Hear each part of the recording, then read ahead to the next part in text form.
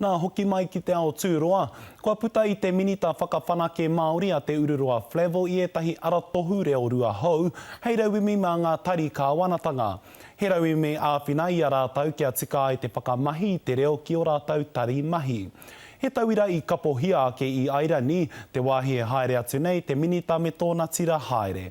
Anei a Irena Smith. He āki i ngā tari kāwanatanga ki te whakamahi i ngā reo rua. He kaupapa hei whakairi ki moi te aroro ngā tari o te kāwanatanga, tai rāno ki ngā mea pēnei te hōhipera.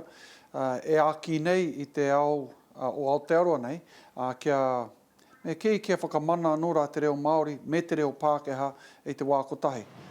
Ahakoa te ngākau nui o ngā tari auraki ki te tautoko i te kaupapa wiki o te reo Māori, ko te tūmanako mā ēnei pukapuka e kaha ke ai te kōrero i a te rā.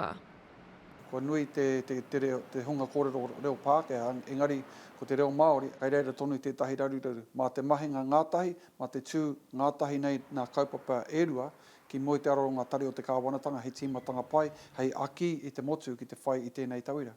He kaupapa kua tike ngā whenua o Airani me Wera te whakatauira.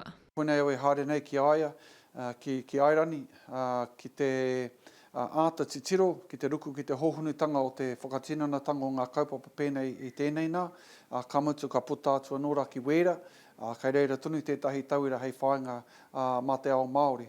E rima rā te ruanga ke o te haerenga nei, ka tai atu te minita me tōna tirareo ki ngā tūmomo tari me ngā kaupapa whakarauora i te reo taketake o Airani me Wera.